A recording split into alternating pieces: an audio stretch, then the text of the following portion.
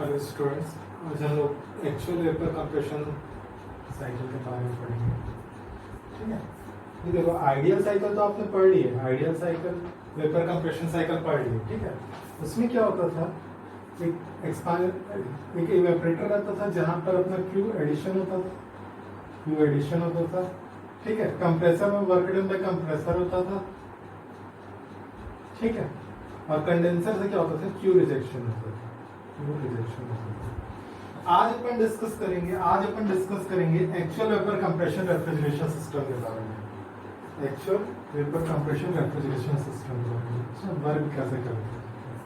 ठीक है, उसके बारे में थोड़ा डिस्कस करते हैं।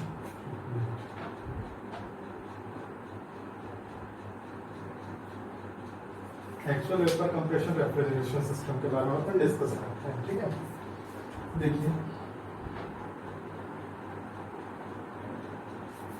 इसमें जैसे कि एकदम नॉर्मल होता था, यहाँ पर प्रेशर कांस्टेंट रहता था, यहाँ पर एंट्रोपी कांस्टेंट रहता था, यहाँ पर क्या रहता था, फिर से प्रेशर कांस्टेंट रहता था, यहाँ पर क्या रहता था, एंथैल्पी कांस्टेंट रहता था। ठीक है, अब देखो एक्चुअल साइकिल में होता है क्या चीज, एक्चुअल साइकिल में क्या होता है, यहाँ पर देखो 1 2 3 ये इवेपोरेशन का प्रोसेस है, 1 2 3 इवेपोरेशन का प्रोसेस है। ठीक है, तो इसमें और इसमें तो कोई अंतर नहीं दिख रहा है। ठीक है, कांस्टेंट प्रेशर प्रोसेस में यहाँ से इस तरीके से जा रहा है, यहाँ तक का प्रोसेस कर रहा है, pressure is equal to constant है। ठीक है, इवेपोरेशन के प्रोसेस में तो कोई दिक्कत नहीं होगा। ठीक है, तो देखो यहाँ पर जैसे ही जाएगा, यहाँ पर जैसे ही जाएगा थर्ड पॉइंट पे ध्यान दीजिएगा।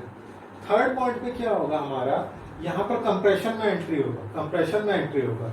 ठीक है, अब देखो कंप्रेशर कैसे रहता है, कंप्रेशर इस तरीके से स्ट्रक्चर रहता है, कंप्रेशर कुछ इस तरीके से स्ट्रक्चर रहता है। ठीक है, इस तरीके से स्ट्रक्चर रहता है, यहाँ इसका एंट्री हो रहा है, यहाँ एग्जिट हो रहा है। ठीक है, ये एंट्री इनलेट वाल्व है, यहाँ पर एग्जिट वाल्व है।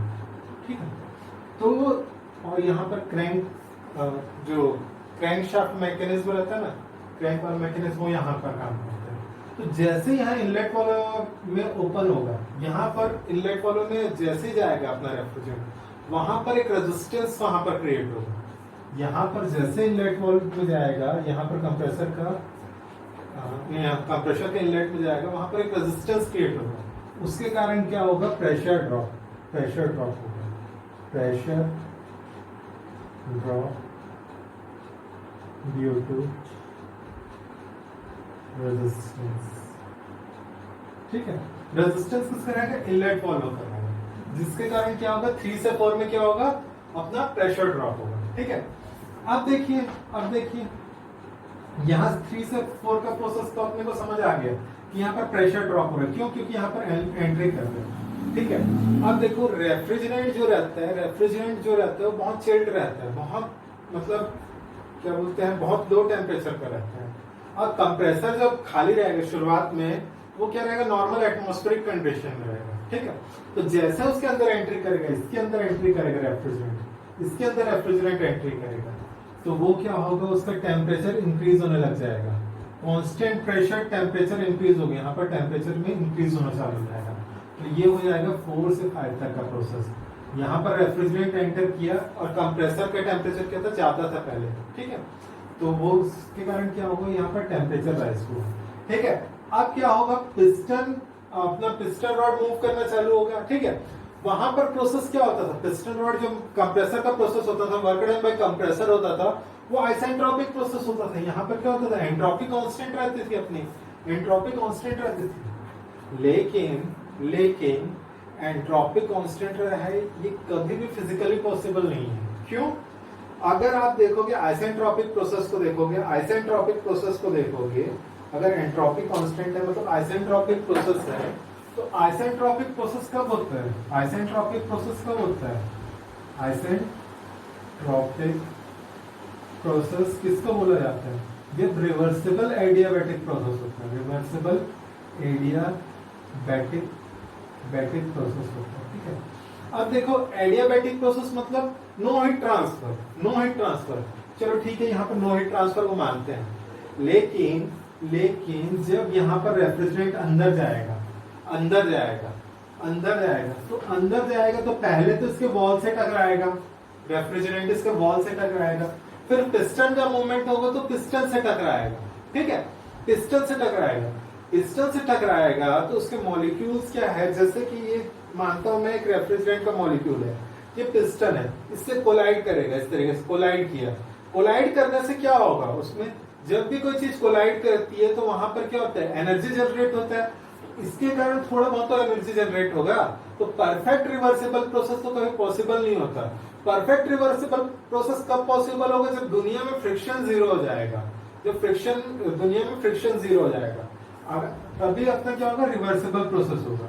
तो यहाँ पर देखो, जैसे रेफ्रिजरेंट एंटर किया तो वो क्या होगा, पहले तो वॉल से टकराएगा, वॉल के किसमें थोड़ा बहुत एनर्जी जनरेट करेगा, और क्या होगा कि यहाँ पर पिस्टन से जब पिस्टन मूवमेंट चालू होगा तो रेफ्रिजरेंट उससे भी टकराएगा, तो वहां पर भी थोड़ा बहुत एनर्जी जनरेट होगा। तो ये रिवर्सिबल ना होके थोड़ा सा जो क्वासिस्टैटिक प्रोसेस बोलते हैं ना, ऑलमोस्ट रिवर्सिबल प्रोसेस, उस टाइप का प्रोसेस हो जाएगा, ठीक है, थोड़ा बहुत उसमें एंट्रोपी में डिक्रीज होगा। तो ये 4 से 5 से 6 तक का प्रोसेस किसका है, कंप्रेसर का प्रोसेस है, कंप्रेसर का प्रोसेस है, ठीक है, कंप्रेसर में जब मूवमेंट हो उसके कारण, ठीक है। आप देखो यहां पर जैसे कि ये आया अपना, यहां था अपना टीडीसी से बीडीसी आया, ठीक है, टीडीसी से बीडीसी आया, कंप्रेस किया इसको, तो क्या होगा, अपना एक्सपांशन वॉल ओपन होगा, एक्सपांशन वॉल ओपन होगा, लेकिन इससे पहले एक चीज ध्यान रखो, इससे पहले एक चीज ध्यान रखो, ये एक्सपांशन वॉल्व किससे कनेक्ट रहेगा, एक्सपांशन वॉल्व किससे कनेक्ट रहता है, एक्सपांशन वॉल्व किससे कनेक्ट रहता है, कंप्रेसर के बाद क्या रहता है, कंडेंसर, कंडेंसर में कंटिन्यूअस अपना ये कंडेंसर क्या रहता है, एक तरीके का हीट एक्सचेंजर रहता है, एक तरीके का हीट एक्सचेंजर रहता है, जो कंटिन्यू क्या करता है, अपना जो रेफ्रिजरेंट सिस्टम है उसको ठंडा करते जाता है, ठीक है, एक तरीके का हीट एक्सचेंजर होता है। कंडेंसर बनता कैसे, देखो कंडेंसर बनता कैसे, ये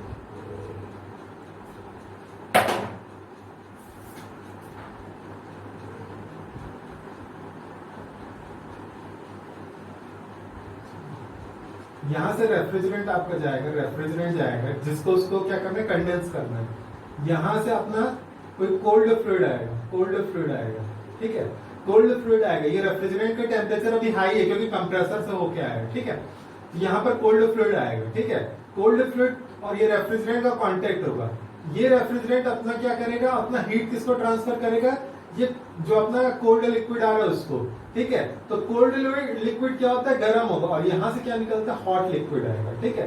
तो यहां पर क्या होता है, एक तरीके से कूलिंग का प्रोसेस होता है, एक तरीके से कूलिंग प्रोसेस होता है, मतलब यहां पर क्या है, कोल्ड एटमॉस्फेयर है, कोल्ड एटमॉस्फेयर है, ठीक है। अब देखो जैसे ही यहां पर आएगा कोई रेफ्रिजरेंट, जैसे ही एग्जिट के लिए, जहां जैसे की बात कर रहा हूं, एग्जिट के लिए जैसे ही यहां पर आएगा, यहां पर क्या है, कोल्ड एटमॉस्फेयर है, कोल्ड एटमॉस्फेयर है, इसके कारण क्या होगा, अपना रेफ्रिजरेंट का टेम्परेचर क्या होगा, डाउन होगा, ठीक है। और जैसे अपना एग्जिट वाल्व के पास जाएगा, जैसे एग्जिट वाल्व के पास जाएगा, वहां पर फिर से एक रेजिस्टेंस क्रिएट होगा, जैसे यहां पर रेजिस्टेंस क्रिएट हुआ था ना, वैसे यहां पर एक रेजिस्टेंस क्रिएट होगा, रेजिस्टेंस क्रिएट होता है तो इसको प्रेशर क्या हो जाता है, ड्रॉप हो जाता है।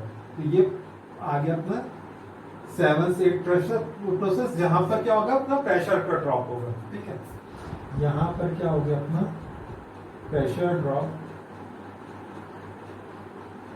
ड्यू टू रेजिस्टेंस, ठीक है, यहाँ पर प्रेशर ड्रॉप हो गया क्योंकि रेजिस्टेंस के कारण, ये कंप्रेसर प्रोसेस है ना। और यहाँ पर ये देखो, यहाँ पर टेम्परेचर इंक्रीज हुआ था क्योंकि अपना कंप्रेसर में पहले क्या था, हाई टेम्परेचर था, और इवेपोरेटर का टेम्परेचर क्या था, बहुत लो टेम्परेचर था। तो जैसे ही इवेपोरेटर से कंप्रेसर में गया, उसका टेम्परेचर राइज होना चालू हुआ। लेकिन यहाँ पर एग्जिट की बात करें तो एग्जिट में बात करें तो कंडेंसर का टेम्परेचर कंप्रेसर से क्या है, कंडेंसर का टेम्परेचर अपने कंप्रेसर के रिस्पेक्ट में क्या है, कम रहेगा, कंडेंसर का टेम्परेचर कम है। तो यहाँ पर क्या होगा, ये कूलिंग का प्रोसेस चालू हो जाएगा, यहाँ पर कूलिंग का प्रोसेस होगा, और ये क्या होगा, प्रेशर ड्रॉप होगा, क्यों, क्योंकि एग्जिट वाल्व के कारण यहाँ पर प्रेशर ड्रॉप होगा, ठीक है। फिर यहां से लेकर 8, 9, 10, 11 ये जो सिंपल सा अपना कंडेंसेशन का प्रोसेस है, वही प्रोसेस को फॉलो करेगा, कांस्टेंट प्रेशर पे काम करेगा, 8, 9, 10, 11, ठीक है। और 11 से लेकर 1 क्या है अपना, आइसेंथैल्पिक प्रोसेस, एंथैल्पी कांस्टेंट प्रोसेस रहती है। कहां का प्रोसेस है, एक्सपांशन वाल्व का प्रोसेस है, ठीक है। मैं एक बार फिर से पूरा रिपीट कर देता हूं। देखिए सबसे पहले 1 2 3 एक्चुअल डायग्राम में देखना, एक्चुअल साइकिल में देखना, 1 2 3 ये इवेपरेटर का प्रोसेस है। कौन सा प्रोसेस रहता है अपना? ये इवेपरेटर का प्रोसेस कौन सा प्रोसेस रहता है अपना? कांस्टेंट प्रेशर का प्रोसेस रहता है, कांस्टेंट प्रेशर का। तो 1 2 3 अपना कांस्टेंट प्रेशर पे काम किया, ठीक है। अब 3 पॉइंट से क्या हो रहा है? 3 पॉइंट से क्या हो रहा है? किसमें एंट्री हो रही है अपनी? कंप्रेसर में एंट्री हो रही है। तो 3 से 4 में क्या होगा? प्रेशर ड्रॉप होगा। प्रेशर ड्रॉप क्यों होगा? जैसे ये कंप्रेसर है, ये कंप्रेसर, एक बार फिर से बना देता हूं मैं कंप्रेसर को। इस तरीके से कंप्रेसर है, ठीक है, इस तरीके से कंप्रेसर है, ठीक है। यहां पर देखिए ये इनलेट वाल्व है, ठीक है। ये किससे कनेक्ट है? अपने इवेपरेटर से कनेक्ट है, ठीक है। तो क्या होगा? सबसे पहले क्या करेगा? अपना इनलेट वाल्व का क्या करेगा? रेजिस्टेंस फेस करेगा। इनलेट वाल्व का रेजिस्टेंस फेस करेगा, जिसके कारण क्या होगा? ये प्रेशर ड्रॉप होगा 3 से 4 के बीच, ठीक है। अब देखो, अब यहां इसके बाद क्या हो गया? इनलेट वाल्व के बाद कहां चला गया? कंप्रेसर में। इवेपरेटर में रेफ्रिजरेंट क्या है? बहुत ठंडा है, ठीक है, बहुत ठंडा है। लेकिन यहां पर जैसे ही गया, कंप्रेसर का कांटेक्ट क्या है? कंप्रेसर क्या है? अपने एटमॉस्फेरिक कंडीशन पे है, ठीक है, एटमॉस्फेरिक कंडीशन पे। उसके कारण क्या होगा? इसमें हीट जनरेट होगा, हीट मतलब इसमें हीटिंग प्रोसेस होगा और इसका टेम्परेचर क्या होगा? इंक्रीज होना चालू होगा, ठीक है। अब 5 से 6 प्रोसेस, 5 से 6 प्रोसेस देखो, ये क्या होता था? पहले आइसेंट्रोपिक प्रोसेस होता था, कांस्टेंट एंट्रोपी प्रोसेस होती थी। लेकिन आइसेंट्रोपिक प्रोसेस कब होता है? जब रिवर्सिबल एडियाबैटिक होता है, मतलब नो हीट ट्रांसफर हो और प्रोसेस रिवर्सिबल भी हो, ठीक है। तो नो हीट ट्रांसफर तो एक समझ आ गया कि कहीं से अपन एक्सटर्नल हीट नहीं दे रहा, तो एडियाबैटिक प्रोसेस पॉसिबल है। लेकिन रिवर्सिबल कब होगा प्रोसेस? रिवर्सिबल का बेसिक डेफिनेशन क्या होता है? जब आपका सिस्टम, कोई भी सिस्टम, ये सिस्टम है, मानता है ये सिस्टम है और ये सराउंडिंग है। जब सिस्टम और सराउंडिंग थर्मल इक्विलिब्रियम में हो, सिस्टम और सराउंडिंग थर्मल इक्विलिब्रियम में हो, मतलब नो थर्मल इक्विलिब्रियम के अंदर का 3 इक्विलिब्रियम आता है, ठीक है। पहला होता है थर्मोडायनेमिक इक्विलिब्रियम, दूसरा होता है केमिकल इक्विलिब्रियम, तीसरा होता है मैग्नेटिकल इक्विलिब्रियम। थर्मोडायनेमिक इक्विलिब्रियम मतलब no heat transfer between system and surrounding. Magnetical equilibrium मतलब no external force transfer between system and surrounding, ठीक है। और क्या बोलते हैं? केमिकल इक्विलिब्रियम मतलब इसके बीच कोई भी केमिकल रिएक्शन नहीं होना चाहिए, ठीक है। तो यहां पर देखो, जैसे ये कंप्रेसर प्रोसेस करेगा, जैसे कंप्रेसर अपना वर्क करेगा, ये टीडीसी से लेकर बीडीसी की ओर जाएगा जैसे ही, तो क्या होगा?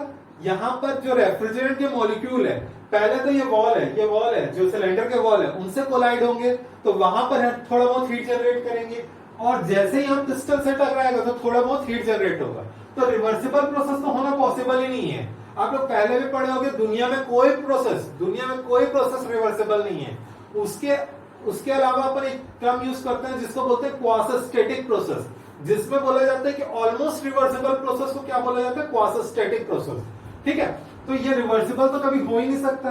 तो ये क्या होगा? इसी के कारण क्या होगा? थोड़ा सा एंट्रोपी में यहाँ पर ये इस तरीके का एंट्रोपी का ग्राफ स्ट्रेट ना बन के इस तरीके से बनेगा, ठीक है। अब देखो कहां तक आ गया अपन? 0.6 तक आ गया, ठीक है। 0.6 कहां तक पहुंच गया? मतलब अपने यहाँ पर ये कंप्रेस कर चुका है और रेफ्रिजरेंट को एग्जिट होना है, ठीक है। ये पॉइंट किससे कनेक्ट रहता है? ये पॉइंट किससे कनेक्ट रहता है? अपना कंडेंसर से कनेक्ट रहता है, कंडेंसर से कनेक्ट रहता है। कंडेंसर का एटमॉस्फेयर मतलब कंडेंसर का टेम्परेचर क्या रहता है? बहुत चिल्ड रहता है, कंडेंसर बहुत चिल्ड रहता है, ठीक है। तो कंडेंसर में क्या होगा? ये क्या हो गया? मतलब अपने एक तरीके से बोल सकते हैं कि एक लो एटमॉस्फेयर मतलब लो टेम्परेचर जोन के आसपास है। तो यहाँ पर क्या होगा? यहाँ पर टेम्परेचर में रिडक्शन चालू होगा, टेम्परेचर में रिडक्शन चालू होगा। 6 से 7 का प्रोसेस ये होगी, टेम्परेचर में reduction.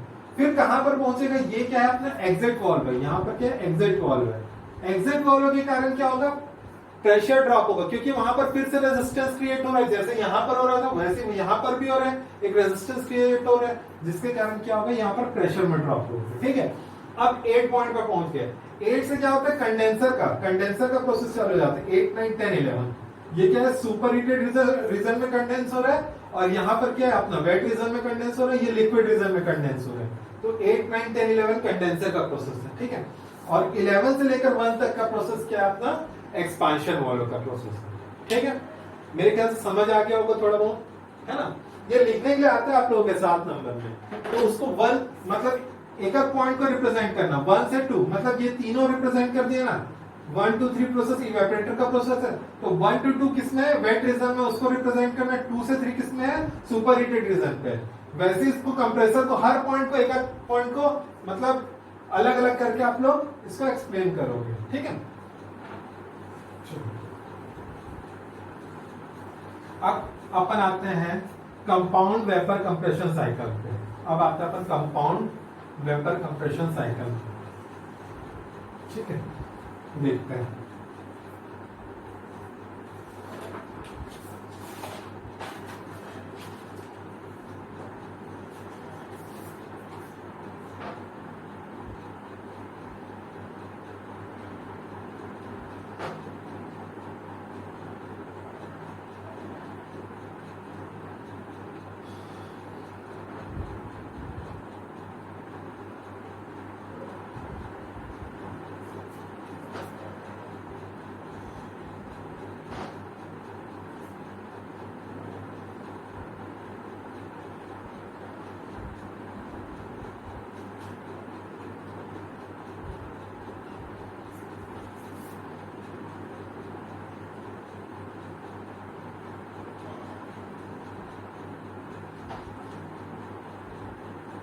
Multiple evaporator at same temperature with single compression and expansion valve, ठीक है। मतलब यहाँ पर क्या रहेगा, कंप्रेसर एक रहेगा और एक्सपांशन वाल्व भी एक रहेगा, लेकिन इवेपोरेटर कितने रहेंगे, मल्टीपल रहेंगे। इवेपोरेटर क्या रहेंगे, मोर देन वन रहेंगे, ठीक है। तो उसमें क्या कंडीशन होता है उसके बारे में थोड़ी स्टडी करते हैं, ठीक है। मैं सबसे पहले यहाँ पर एक डायग्राम बनाता हूँ जो उसका फ्लो डायग्राम रहेगा, दूसरा यहाँ टीएस और पीएस डायग्राम बनाता हूँ, ठीक है। थोड़ा ध्यान से देखिएगा।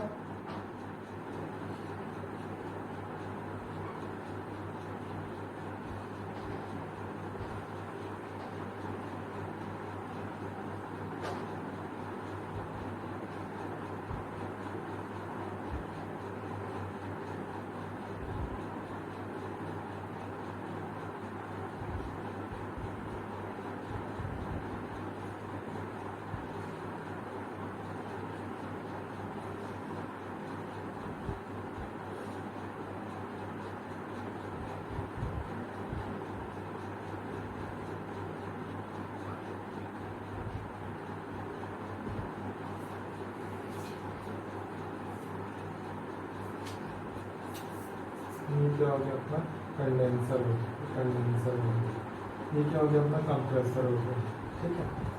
ये इवेपोरेटर 1 है, ठीक है। ये इवेपोरेटर 2 है, ठीक है। यहाँ पर है इवेपोरेटर 3, ठीक। ये अपना एक्सपांशन वाल्व हो गया, एक्सपांशन वाल्व हो गया, ठीक है, ठीक है। इस तरीके का एक डायग्राम है, ठीक है। यहाँ पर कंप्रेसर है, ये कंप्रेसर है, कंडेंसर है, एक्सपांशन वाल्व है, 3 इवेपोरेटर लगे हुए हैं। अब देखो यहाँ पर इस पॉइंट को 1 पॉइंट बोलता हूँ, ठीक है। यहाँ 2 हो गया, ये 3 हो गया और ये 4 हो गया। अब देखो यहाँ पर ये बोला हुआ है कि जो मल्टीपल इवेपोरेटर से सेम टेम्परेचर, मतलब इस तीनों इवेपोरेटर का क्या है, वर्किंग कंडीशन क्या है, तीनों का सेम है। मतलब क्या है, जैसे कि यहाँ रेफ्रिजरेंट कोई फ्लो हो रहा है, जब ये तीनों रेफ्रिजरेंट में एंटर करे, तीनों इवेपोरेटर में एंट्री करेगा, तो उन लोगों का इनलेट टेम्परेचर और आउटलेट टेम्परेचर, मतलब 0.4 का टेम्परेचर और 0.1 का टेम्परेचर क्या होगा, सेम होगा। मतलब इवेपोरेटर के लिए जो इनलेट कंडीशन है, यहाँ पर भी जो टेम्परेचर है और यहाँ पर भी जो टेम्परेचर है, सभी के लिए जो टेम्परेचर है वो क्या होगा, सेम होगा, ठीक है। यहाँ पर जो दोनों के लिए टेम्परेचर क्या होगा, सेम होगा, ठीक है। अब देखो इसको थोड़ा ध्यान से देखना, ध्यान से देखिएगा। इसका सबसे पहले मैं टीएस डायग्राम बना रहा हूँ, टीएस डायग्राम बना रहा हूँ, टीएस डायग्राम बना रहा हूँ।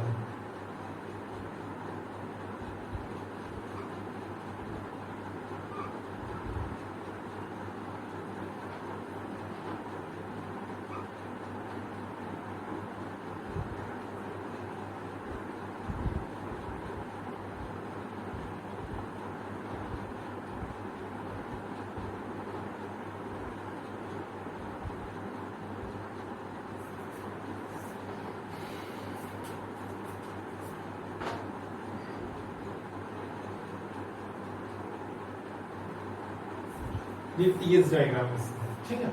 आप बोलोगे सर 3 इवेपोरेटर है, आप तो एक सिंगल इवेपोरेटर दिखा रहे हो, ये वाला सिर्फ यहां से यहां तक करके। अब देखिए थोड़ा ध्यान से देखिएगा, यहाँ पर जो मास फ्लो रेट है, ये जो कंप्लीट सिस्टम में मास फ्लो रेट है उसको m रिप्रेजेंट करो। यहाँ पर भी m होगा, यहाँ पर भी मास फ्लो रेट ये m होगा, यहाँ पर भी m होगा, ठीक है।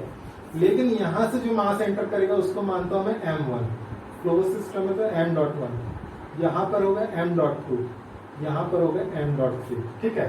तीनों में मास फ्लो रेट है m.1, m.2, m.3, m.4।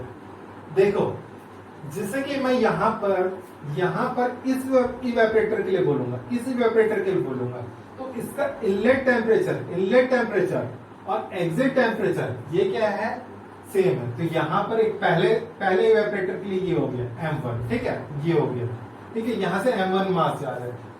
Second evaporator का जब इवेल्युएशन करूंगा तो यहाँ पर जो टेम्परेचर इवेपोरेटर 1 के लिए था वही टेम्परेचर किसके लिए होगा, इवेपोरेटर 2 के लिए। तो उसके लिए भी यही पॉइंट आएगा, इसी तरीके से रिप्रेजेंट करूंगा, ठीक है। यहाँ पर जब थर्ड इवेपोरेटर के लिए बात करूंगा तो इसका भी इनलेट कंडीशन वही होगा जो 2 और 1 में था, ठीक है। तो मतलब यहाँ पर तीन इवेपोरेटर इस तरीके से लगे हुए हैं, ठीक है।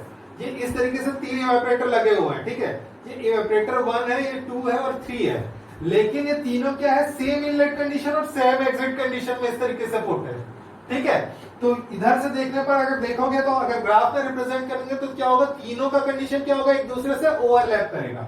मैं मानता हूं ये पहला इवेपोरेटर के लिए, पहला इवेपोरेटर के लिए यहाँ पर जो क्यू एडिशन हो रही है Q1 है, ठीक है। पहला इवेपोरेटर है ये जो इस तरीके से लगा हुआ, पहला इवेपोरेटर है Q1 उसके लिए, ठीक है। सेकंड इवेपोरेटर इस तरीके से लगा हुआ है, सेकंड इवेपोरेटर, ठीक है, सेकंड इवेपोरेटर ये ब्लू कलर वाले, ठीक है। सेकंड इवेपोरेटर के लिए जो हीट एडिशन होगा वो Q2 होगा, ठीक है। इसमें मास फ्लो रेट क्या है, मास फ्लो रेट इसमें क्या है, मास फ्लो रेट वर्क के लिए जो है इसके लिए मास फ्लो रेट है m.1 है, ठीक है, m.1 है। इसके लिए Q2 के मास फ्लो रेट क्या है, m.2 है, ठीक है, m.2 है। और थर्ड इवेपोरेटर लगा हुआ है, थर्ड इवेपोरेटर ये ब्लैक कलर में रिप्रेजेंट कर रहा हूं, ये हो गया अपना Q3 हो गया। इसके लिए मास फ्लो रेट क्या है, m.3, ठीक है। तीनों के लिए समझ आ गया। अब बताओ कंप्रेसर के लिए मास फ्लो रेट क्या होगा। ये देखो ये तीनों जो इवेपोरेटर जैसे यहाँ पर एग्जिट होंगे, तीनों क्या हो जा रहा है, एक कॉमन पाइप से जुड़ जा रहे हैं, ठीक है, कॉमन पाइप से जुड़ जा रहे हैं। तो इसके लिए मास फ्लो रेट क्या होगा, टोटल मास जो m से रिप्रेजेंट कर रहा हूँ, है ना। तो कंप्रेसर के लिए मास फ्लो रेट क्या होगा, m डॉट होगा इसके लिए, ठीक है। वर्क डन में कंप्रेसर है, ठीक है। और ये m डॉट किसके बराबर होगा, m1 plus m2 plus m3 के बराबर होगा, ठीक है। इसके लिए भी वही होगा, m डॉट होगा, और इसके लिए भी क्या होगा, m डॉट होगा। इतना समझ आया, ठीक है। अब इसका pH डायग्राम एक बार देख लेते हैं,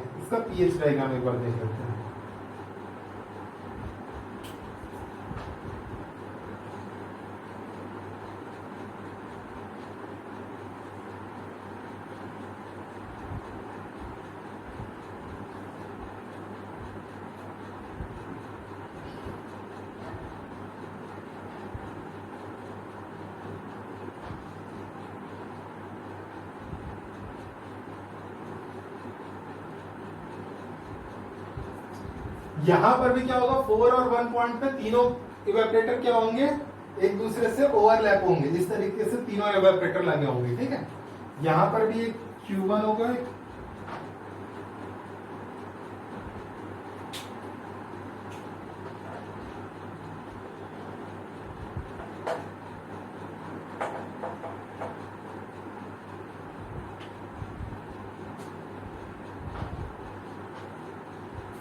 ठीक है। तीनों इवेपोरेटर क्या होंगे, एक दूसरे से ओवरलैप होंगे, ठीक है। सेम सिस्टम जैसे यहां पर काम किया वैसे यहां पर भी काम करेगा, ठीक है। अब थोड़ा सा ये देख लेते हैं, इसमें क्या है, एक मतलब जो इवेपोरेटर 1 है उसके लिए मास फ्लो रेट कैसे कैलकुलेट करेंगे, इवेपोरेटर 1 के लिए, इवेपोरेटर 2 के लिए, इवेपोरेटर 3 के लिए मास फ्लो रेट कैसे कैलकुलेट करते हैं, सीओपी कैसे कैलकुलेट करते हैं, और पावर मतलब वर्क डन बाय कंप्रेसर ये कैसे कैलकुलेट करते हैं, इसके बारे में थोड़ा डिस्कस करते हैं, ठीक है। यहाँ मिटा दे रहा हूँ मैं, यहीं पर अपन कर लेते हैं, पीएस डायग्राम को मिटा देता हूँ, पीएस डायग्राम को मिटा दे रहा हूँ। अब ध्यान से देखिए थोड़ा सा, यहाँ पर देखिए, यहाँ पर क्या हो रहा है, Q1 ऐड हो रहा है, ठीक है। यहाँ पर क्या हो रहा है, Q2 ऐड हो रहा है, यहाँ पर क्या हो रहा है, Q3 ऐड हो रहा है, ठीक है। तो देखो Q1 इज इक्वल टू मैं ये इस तरीके से लिख सकता हूँ क्या, m.1 h1 माइनस h4 लिख सकता हूँ मैं। Similarly Q2 is equal to क्या लिख सकता हूँ मैं, m.2 h1 माइनस h4 लिख सकता हूँ मैं।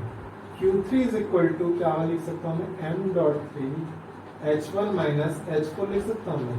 यहाँ से देखो m.1 इज इक्वल टू क्या हो जाएगा, Q1 upon H1 minus H4 हो जाएगा, ठीक है।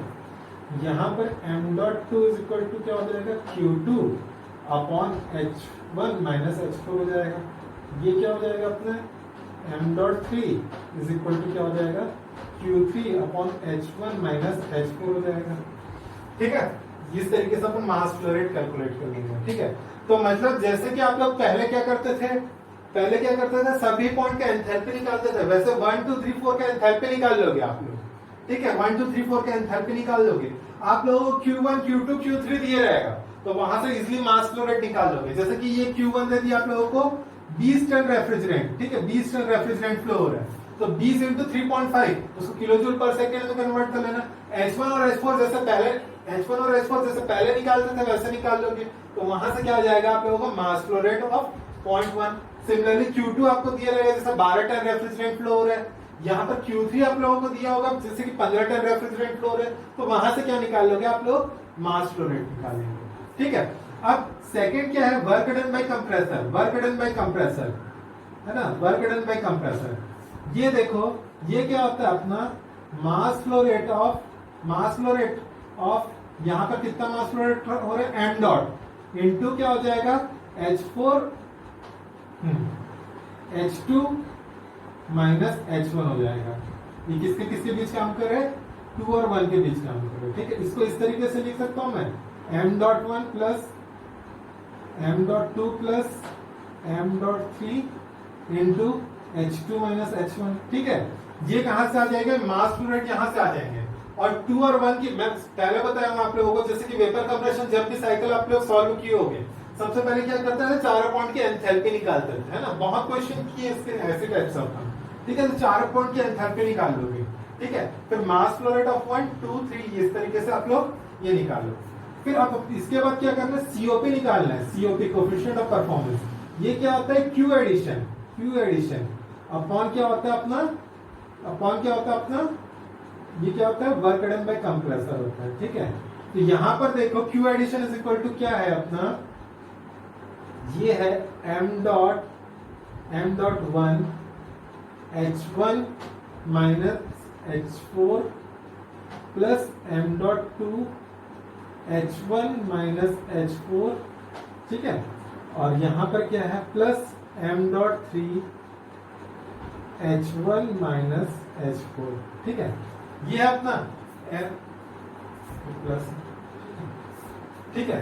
तो ये क्या हो गया, Q1 हो गया, ये Q2 और ये Q3, तीनों हीट एडिशन हो रहा है अपना, ठीक है। और वर्क डन बाय कंप्रेसर क्या है, ये है अपना m.1 plus m.2 plus m.3 into क्या है, H1 माइनस H2, ठीक है, सॉरी H2 माइनस H1, ठीक है।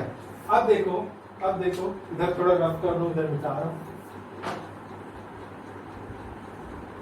देखो अब क्या हुआ, यहाँ पर से देखो H1 और H4 को कॉमन ले लेंगे, तो ये इस तरीके से हो जाएगा, Q addition is equal to m1 m.1 m.2 m.3 H1 minus H4, ठीक है।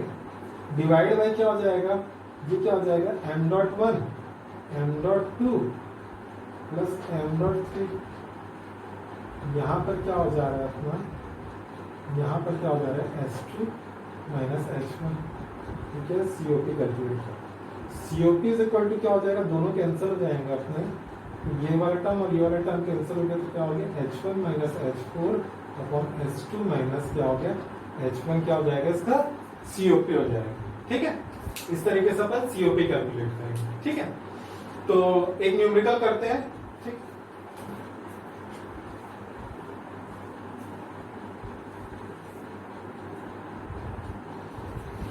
एक न्यूमेरिकल करते हैं।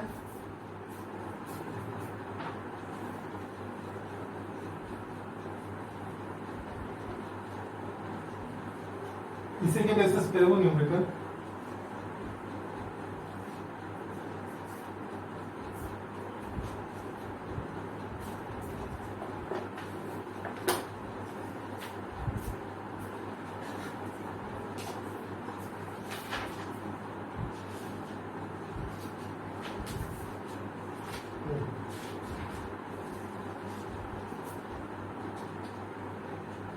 आपको रेफ्रिजरेंट का टाइप दिया हुआ है R12, ठीक है, रेफ्रिजरेंट का टाइप दिया हुआ है, ठीक है। इसमें इवेपरेटर 1 में Q एडिशन है, Q1 is equal to Q addition 1 is equal to आपका 10 TR, 10 टन रेफ्रिजरेंट है, ठीक है। Q2 इज इक्वल टू कितना है अपना, ये अपना 20 टन रेफ्रिजरेंट है, ठीक है। ये कितना दिया, Q3 इज इक्वल टू दिया हुआ आप लोगों को 30 टन रेफ्रिजरेंट है, 30 TR दिया हुआ है। और क्या बोला हुआ है आप लोगों को, इवेपरेटर का ऑपरेटिंग कंडीशन, टी इवेपरेटर का जो ऑपरेटिंग कंडीशन है, जो एंट्री है, ये क्या है अपना -10 डिग्री सेंटीग्रेड, -10 डिग्री सेंटीग्रेड। और जो अपना इवेपरेटर में एग्जिट हो रहा है, जो इवेपरेटर में है ना, एग्जिट हो रहा है,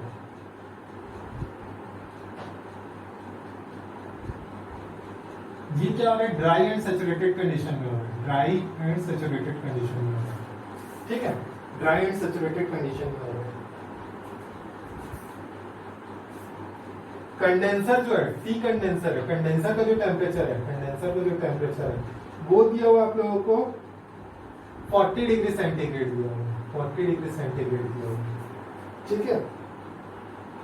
और वो सबकूल्ड हो रहा है, सबकूल्ड हो रहा है कितना, सबकूल्ड हो रहा है 30 डिग्री सेंटीग्रेड तक सबकूल्ड हो रहा है। मतलब यहाँ पर जो सबकूलिंग हो रहा था वो 30 डिग्री सेंटीग्रेड तक हो रहा है, ठीक है। अपने को क्या निकालना है, अपने को फाइंड करना है, अपने को M1 फाइंड आउट करना है, M.1 फाइंड आउट करना है, M.2 फाइंड आउट करना है, M.3 फाइंड आउट करना है, पावर कंज्यूमिंग बाय कंप्रेशन यानी work done bye compression find out करना है, ठीक है। और क्या फाइंड आउट करना है, चौथा COP फाइंड आउट करना है, इतना चीज फाइंड आउट करना है। लेकिन एक चीज मैं बता दे रहा हूं, इस क्वेश्चन में आप लोगों को टेबल नहीं दिया हुआ है, ठीक है, टेबल नहीं दिया हुआ है। अब ये क्या करोगे आप लोग, इसके लिए जैसे कि आप लोग HMT के लिए डाटा बुक आता था, वैसे ही RAC के लिए भी डाटा बुक आता है, ठीक है। दो मैं डाटा बुक बता रहा हूँ, दोनों में से किसी एक को फॉलो करना है। डाटा बुक आता है जैन ब्रदर्स का आता है, ठीक है। और दूसरा आता है आप लोगों का RS खुरमी का आता है, ठीक है, RS खुरमी का आता है।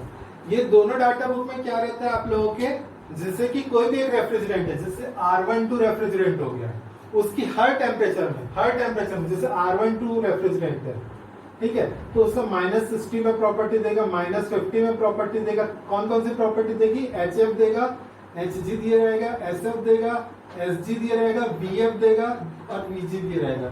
जो आपके स्ट्रीम टेबल में प्रॉपर्टी रहता है ना, सभी प्रॉपर्टीज आपको गिवन रहेगा। जैसे R12 रेफ्रिजरेंट हो गया, R1314A हो गया, 134A हो गया, ठीक है।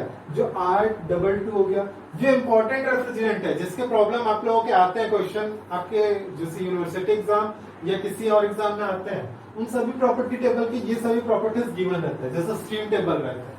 तो वहां पर भी जैसे कि आप लोग 40 डिग्री देखोगे, और कौन सा देखोगे, क्या है अपना, इसका टेम्परेचर इवेपोरेटर का -10 है, तो -10 और -10 और 40 में आप लोग प्रॉपर्टी देखोगे, ठीक है।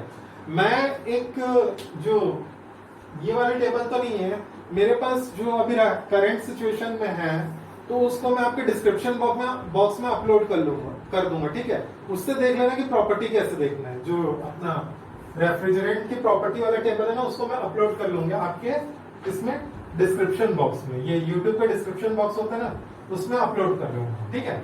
अब मेनली आप लोग कोशिश करना जैन ब्रदर्स का लेना, वो सस्ता भी पड़ता है और अच्छा भी है काफी, ठीक है। कुर्मी थोड़ा महंगा है, जैन ब्रदर्स का सस्ता है, ये जो उतना महंगा नहीं है, आप लोगों को करीब 70-80 रुपए में मिल जाएगा, ठीक है। अब चलो इसको सॉल्व करने की कोशिश करते हैं।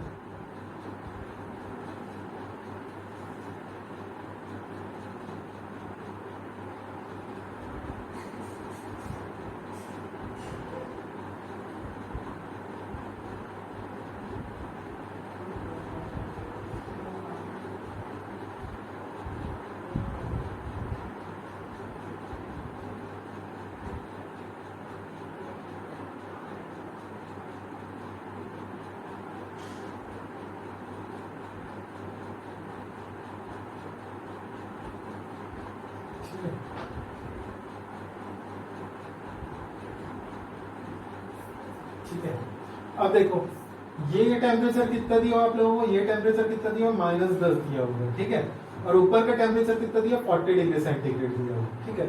सबकूल्ड कौन से टेम्परेचर तक हो रहा है, सबकूल्ड जो 0.3 आएगा एग्जिट ऑफ द अपना कंडेंसर है वो कितना आएगा आप लोगों का, सबकूल्ड हो रहा है 30 डिग्री सेंटीग्रेड तक, 30 डिग्री सेंटीग्रेड तक सबकूल्ड हो रहा है, ठीक है।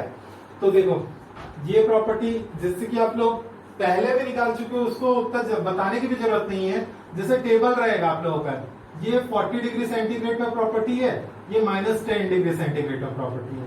एक रहेगा आपका HF रहेगा, एक HG रहेगा, एक SF रहेगा और SG रहेगा। इतने प्रॉपर्टी आप लोगों को काम आने वाले हैं, ठीक है। तो ये प्रॉपर्टी 1 क्या होगा अपना, -10 डिग्री सेंटीग्रेड में जो SG आएगा, HG आएगा वो क्या रहेगा हमारे H1 रहेगा, ठीक है, H1 रहेगा, ठीक है। तो मैं बता देता हूँ आंसर कितना आ रहा था, H1 इज इक्वल टू, है ना, आप लोग प्रॉपर्टी टेबल से एक बार मैच कर लेना, ठीक है। मैं प्रॉपर्टी टेबल आपके डिस्क्रिप्शन बॉक्स में डाल दूंगा। H1 इज इक्वल टू आ रहा है आप लोगों का, H1 इज इक्वल टू आ रहा है 183.19 किलो जूल पर केजी आ रहा है, ठीक है। अब देखो H1 कैलकुलेट हो गया, ठीक है। तो SG जो आएगा, SG जो आएगा, ये SG जो आएगा, ये क्या रहेगा, S1 की प्रॉपर्टी रहेगी। S1 इज इक्वल टू कितना आ जाएगा आप लोगों का, ये आ जाएगा 0.702, ठीक है। यहां पर देखो, लेकिन यहां पर S1 पता है ये किसके बराबर होगा, ये आइसेंट्रोपिक लाइन होता है, तो ये किसके बराबर हो जाएगा, S2 के बराबर हो जाएगा, ठीक है। अब S2 क्या हो जाएगा, ये 2 डैश हो गया, ये 3 डैश हो गया, ठीक है। S2 क्या हो जाएगा, S2 dash plus CP liquid into क्या हो जाएगा अपना natural log T2 upon T2 dash, ठीक है। T2 डैश कितना रहेगा अपना 40 डिग्री सेंटीग्रेड, है ना। और ये S2 डैश कहाँ रहेगा, ये 2 डैश पे, 2 डैश कहाँ पर है, ड्राई एंड सैचुरेटेड लाइन पे, कौन से टेम्परेचर पे, 40 डिग्री सेंटीग्रेड पे। मतलब 40 डिग्री सेंटीग्रेड में जो SG की वैल्यू रहेगी, 40 डिग्री सेंटीग्रेड में जो SG की वैल्यू रहेगी वही क्या होगी, S2 डैश की वैल्यू।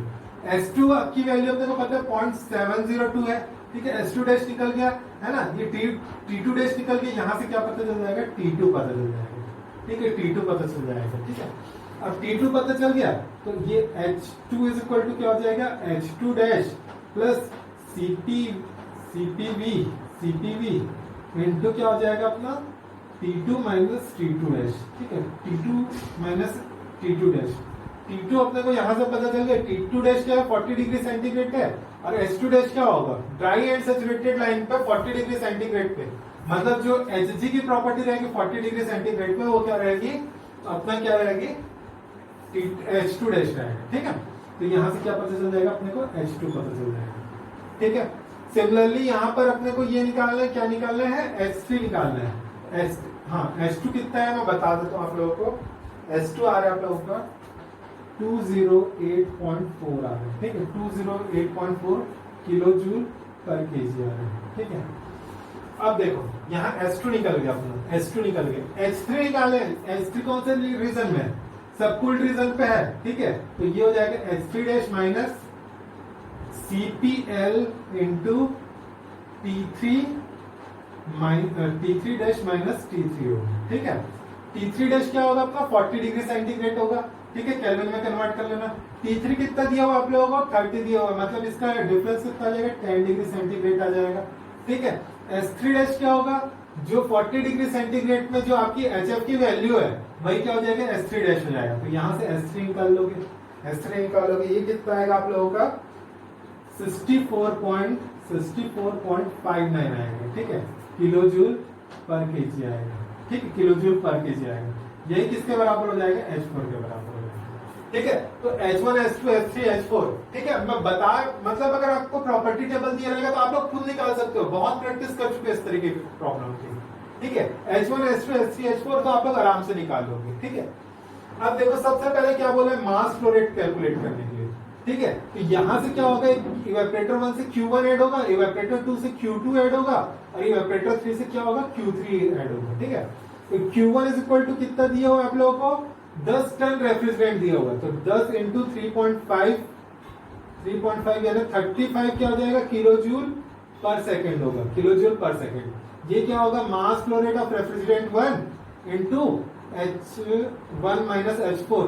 H1 और H4 की वैल्यू निकाली हो तो यहाँ से क्या आ जाएगा ये m.1 आ जाएगा, ठीक है। Similarly Q2 is equal to कितना होगा, ये हो जाएगा 20 इंटू 3.5, तो ये कितना हो जाएगा अपना, ये हो जाएगा अपना 70 किलो जूल पर सेकेंड हो जाएगा, ठीक है। सेम वही process m.2 H1 minus H4, यहाँ पर ये दोनों वैल्यू पता है, ये दोनों वैल्यू पता है, यहाँ से m.2 निकल जाएगा, ठीक है। Similarly Q3 is equal to क्या हो जाएगा 30 इंटू 3.5, तो ये क्या हो जाएगा अपना 105 किलो जूल पर सेकेंड हो जाएगा। Same process m.3 H1 minus H4, ठीक है। तो ये H1 और H4 पता है, m.3 ये भी निकल जाएगा आप लोगों का, ठीक है। तो ये तीनों वैल्यू तो निकल गई। अब देखो work done by compressor calculate करना है, work done by compressor calculate करना है, ठीक है। वर्क डन बाय कंप्रेसर में क्या बताया था, वर्क डन बाय कंप्रेसर क्या बताया था, work done by compressor is equal to होगा अपना होगा m.1 plus m.2 plus m.3। कहां से कहां पर वर्क कर रहा है, टोटल मास कहां से कहां पर वर्क कर रहा है, H2 और H1 के बीच वर्क कर रहा है। तो ये तीनों मास निकाल चुके हैं, m.1 m.2 m.3 निकाल चुके हैं, H2 और H1 भी निकाल चुके हैं अपन। तो सभी को पुट कर दोगे तो ये क्या हो जाएगा वर्क डन बाय कंप्रेसर आ जाएगा, ठीक है। लास्ट क्या कैलकुलेट करना था अपने को, सीओपी कैलकुलेट करना था, सीओपी कैलकुलेट करना था। सीओपी कैसे कैलकुलेट करेंगे अपन, सीओपी कैसे कैलकुलेट करेंगे अपन, सीओपी इज इक्वल टू हो जाएगा, सीओपी हो जाएगा अपना, ये होगा अपना Q एडिड मतलब H1 minus H4, H1 minus H4 अपन क्या था H2 माइनस H1, सभी H2 माइनस H1, सभी एंथैल्पी अपने को पता है, सभी एंथैल्पी अपने को पता है, ठीक है। तो पुट कर दोगे तो सीओपी आ जाएगा, ठीक है। सभी एंथैल्पी को पुट कर दोगे अपना एंथैल्पी आ जाएगा, ठीक है। इतना कोई दम नहीं है क्वेश्चन पे, आप लोग खुद सॉल्व करने जाओगे तो थोड़ा कर लेना, ठीक है। मैं आप लोगों को जो रेफ्रिजरेंट के डाटा टेबल है यहाँ की डिस्क्रिप्शन बॉक्स में डाल दूंगा, ठीक है। मैं फिर से एक बार क्वेश्चन को रिपीट कर देता हूँ। आप लोगों को क्या रेफ्रिजरेंट का बताया हुआ R12 बताया हुआ है, ठीक है। उसमें Q1 कितना अपना फ्लोर है 10 टन हो रहा है, 10 टन रेफ्रिजरेंट फ्लोर है, मतलब Q2 से कितना हो रहा है 20 टन रेफ्रिजरेंट क्यू एडिशन हो रहा है, Q3 कितना हो रहा है 30 टन रेफ्रिजरेंट क्यू एडिशन हो रहा है, ठीक है। इवेपोरेटर का जो कंडीशन है वो कितना बताया हुआ है -10 डिग्री सेंटीग्रेड पे अपना वर्क कर रहा है, ठीक है। एग्जिट कहां पर हो रहा है जो इवेपोरेटर है वो कितना पे हो रहा है ड्राई एंड सैचुरेटेड कंडीशन पे हो रहा है, ड्राई एंड सैचुरेटेड कंडीशन का बना दी प्रॉपर्टी, तो पॉइंट 1 को लोकेट कर दिया। अब पॉइंट 1 से कहां तक जाऊंगा मैं, आइसेंट्रोपिक प्रोसेस से जाऊंगा, इधर आगे जाऊंगा और यहाँ पर क्या करूंगा 40 डिग्री सेंटीग्रेड का कांस्टेंट प्रेशर का लाइन मैं ड्रॉ कर दूंगा। जहां पर इंटरसेक्ट करेगा वो क्या हो जाएगा अपना, वो क्या हो जाएगा अपना 0.2 हो जाएगा, ठीक है। अब थर्ड पॉइंट क्या बोले सबकूल्ड हो रहा है 30 डिग्री सेंटीग्रेड का, ये 30 डिग्री सेंटीग्रेड का अपना क्या मिल जाएगा 0.3। अब ये 0.3 जैसे मिल गया उसको जैसे ही -10 से हमें मिला है आइसेंथैल्पिक लाइन से, तो ये क्या मिल जाएगा अपने को 0.4 मिल जाएगा, ठीक है। अब देखो अपने को सबसे पहले क्या है H1 क्या होगा कौन से टेम्परेचर पे -10 डिग्री सेंटीग्रेड पे, कौन से लाइन पे ड्राई एंड सैचुरेटेड लाइन पे, तो कौन सी प्रॉपर्टी आएगी Hg जो होगी -10 डिग्री सेंटीग्रेड पे वही किसके बराबर होगी H1 के बराबर होगी। 1 से 2 का प्रोसेस क्या है आइसेंट्रोपिक, तो 1 की जो एंट्रोपी होगी वो किसके बराबर होगी 2 की एंट्रोपी होगी। दोनों एंट्रोपी को क्या कर दूंगा इक्वेट कर दूंगा, दोनों एंट्रोपी को इक्वेट करके कहां के टेम्परेचर निकालूंगा 0.2 का मैं टेम्परेचर निकालूंगा, 0.2 का टेम्परेचर निकल गया अपना, ठीक है। 0.2 का टेम्परेचर निकल गया। अब देखो ये 0.2 का टेम्परेचर निकल गया, अब 0.2 की एंथैल्पी कैलकुलेट करना है, तो ये क्या होगा H2 H2 dash plus CPV into T2 minus T2 dash हो जाएगा, T2 माइनस T2 डैश। सभी टेम्परेचर पता है अपने को, H2 डैश क्या होगा 40 डिग्री सेंटीग्रेड में ड्राई एंड सैचुरेटेड लाइन पे है, ठीक है। तो 40 डिग्री सेंटीग्रेड पे जो ड्राई एंड सैचुरेटेड लाइन पे जो प्रॉपर्टी होगी वही क्या होगी H2 डैश होगी। इसको सब पुट कर दोगे तो किसकी वैल्यू आ जाएगी H2 की वैल्यू आ जाएगी, ठीक है। सिमिलरली अपन H3 कैसे निकालेंगे सबकूल्ड रीजन पे लिक्विड रीजन पे है, ठीक है। लिक्विड रीजन पे प्रॉपर्टी कैसे कैलकुलेट करते हैं पहले बता चुका हूं H3 dash minus CPL into T3 dash minus T3, ये दोनों का टेम्परेचर डिफरेंस 10 हो जाएगा क्योंकि एक 40 एक 30 है, दोनों का टेम्परेचर डिफरेंस कितना हो गया 10 डिग्री सेंटीग्रेड हो गया।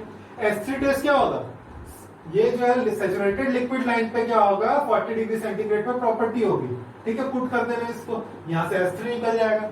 H3 और H4 क्या होता है आइसेंथैल्पिक लाइन होता है, ठीक है, तो S3 is equal to H4 हो जाएगा। ठीक है, अब देखो Q1 निकालना है। Q1 कैसे निकालेंगे अपन? देखो Q1 आप लोगों को कितना दिया हुआ है? 10 टन दिया हुआ है, उसको किलो जूल पर सेकेंड में कन्वर्ट करूंगा, किससे मल्टीप्लाई करूंगा? 3.5 से। ये कितना हो जाएगा? 35 kilo joule per second is equal to क्या होता है? Mass flow rate into H1 minus H4, क्योंकि ये क्या है? पहला जो इवेपोरेटर है उसकी प्रॉपर्टी दिया हुआ है। ठीक है, यहाँ H1 और H4 आप लोग निकाल चुके हो। ठीक है, तो क्या बचा है? m.1। सिमिलरली m.2 कैलकुलेट करोगे, m.3 कैलकुलेट करोगे। अब work done by compressor, compressor का वर्क डन क्या होता है? Total mass flow rate. यहाँ पर देखो तीनों इवेपोरेटर जुड़ जाते हैं, तो टोटल मास फ्लो रेट मतलब m.1 plus m.2 plus m.3 into concept enthalpy difference, enthalpy में काम कर रहे हैं, S2 और H1 के बीच काम कर रहे हैं, तो S2 माइनस H1 हो जाएंगे। ठीक है, सीओपी क्या होता है? Q addition, total Q addition, तीनों का समेशन अपॉन टोटल वर्क। या तो दो तरीके से हो सकता है, आप ये तीनों का जो क्यू एडिशन है उसको समेशन कर लेना, जैसे कि 35, 70 और 105 है, तीनों को सम कर लोगे। ठीक है, तीनों को सम कर लेना, 210 आएगा। ठीक है, और यहाँ पर जो वर्क डन कंप्रेसर है उसको निकाल लेना। यहाँ पर वो दोनों को डिवाइड करोगे तो भी सीओपी आ जाएगा, ये फॉर्मूला से भी निकालोगे तो भी सीओपी आ जाएगा, दोनों में वैल्यू सेम आएगी। ठीक है, ठीक है, तो आज की क्लास को यहीं तक होल्ड करके रखते हैं, नेक्स्ट क्लास में से आगे बढ़ेंगे। ठीक है, प्रॉपर्टी टेबल में डिस्क्रिप्शन बॉक्स में डाल दे रहा हूँ, आप लोग खुद से एक बार सॉल्व